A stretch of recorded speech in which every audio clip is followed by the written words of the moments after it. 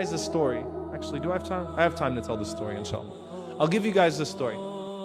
Imam al-Jawzi, rahimahullah, he wrote a book about Imam Ahmad ibn Hanbal, rahimahullah, Manaqib Ahmad, the virtues of Imam Ahmad, rahimahullah ta'ala. Imam Ahmad, rahimahullah, at the time of, at the peak of his life, before the fitna started, even after the fitna started, was the most famous man in the Muslim Ummah. Hands down.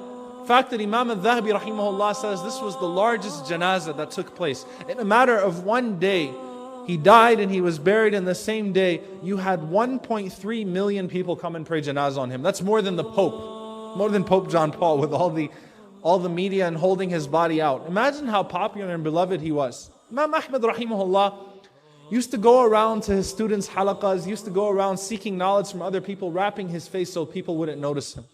Very humble person, because he didn't want people to put him on a pedestal. One day he was traveling to Sham, to Syria. What we would call Syria today, but of course it's Syria, Palestine, Lebanon, and Jordan. Sham. And he tells this story, and of course back then, Imam Ahmad rahimahullah didn't have a Facebook page. You didn't know how he looked. He walks into a masjid to spend the night. And the Haris, the guard of the masjid, tells him, get out. Masjid's closing. He said, but I have nowhere to go. I don't know where to go. He said, get out. Ukhruj. Get out. Masjid's closing. He didn't sit there and say, by the way, I'm Imam Ahmad. No, he didn't play that card. Just get out. So Imam Ahmad rahimahullah picked up his stuff and he slept on the steps of the masjid. The Haris came and started, hey, move. Go. You can't even sleep here. Go, move away. Imam Ahmad's like, where am I going to go? I don't know anything. This man, not knowing who he's messing with, picks up Imam Ahmad rahimahullah by his legs and he drags him to the middle of the street and drops him. Imam Ahmad rahimahullah is like, okay. Then what happens? A baker who owns a bakery right across the street, he comes to Imam Ahmad, he says, you can come sleep in my bakery tonight, I'll be doing some work, you can come sleep here. So he opens the way for him. Imam Ahmad rahimahullah observes this man. He's sitting there and he's, putting the dough together and he's putting in the oven. And everything that he does while he's kneading the dough, he's going, Subhanallah, Alhamdulillah, La ilaha illallah, Allahu Akbar, Subhanallah, Alhamdulillah, La ilaha illallah, Allahu Akbar, Subhanallah. The entire night, he's making tasbih. Imam Ahmad's shocked. Usually people get tired of tasbih after 2 minutes, 3 minutes. Shocked. This guy's constantly making tasbih at his workplace. He's not sitting just at his workplace. He has nothing better to do, right? Back then, they didn't have Lil Wayne or Kulthum. Or Junaid Jamshad pre what we know he is now, right? He didn't have his iPod or anything. Subhanallah, Alhamdulillah, La ilaha illallah, Allahu Akbar. Constant. Imam Ahmad rahimahullah goes, how long have you been in this situation? He says, what situation?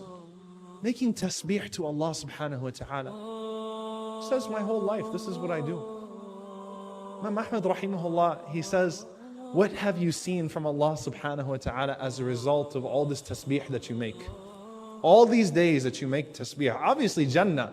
And imagine Rasulullah sallallahu alaihi wasallam tells us each one of these is planting trees and mansions in Jannah. You can imagine what this man has with Allah subhanahu wa ta'ala. Talk about change, right?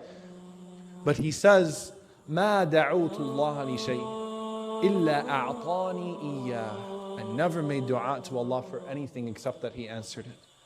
Imam Ahmad rahimahullah said, Subhanallah, مَا دَعَوْتُ اللَّهَ لِشَيْءٍ إِلَّا أَعْطَاكَ إِيَّاهُ. You never made dua to Allah except He gave it to you? He repeated, I never made dua to Allah subhanahu wa ta'ala for anything except that He gave it to me. He said, except for one thing.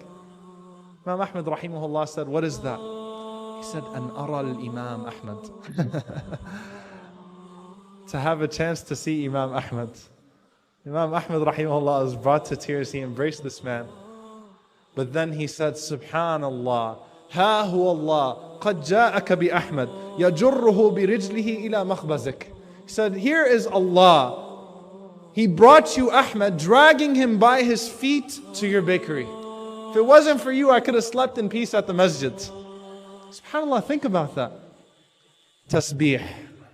He made use of his time. How much time do you kill at a red light going to work? How much time do you kill in front of the TV? How much time do you waste of your life that you could be planting trees and palaces in Jannah? That's change. Keep it simple. Sunnah. Have a wird, have A wird, not one of these wirds that's made up by some sheikh somewhere that you're going to be doing. No. Go to the sunnah of the Messenger ﷺ, and that's sufficient. Find the things that he used to do on a daily basis, sallallahu alaihi wasallam, and incorporate that in your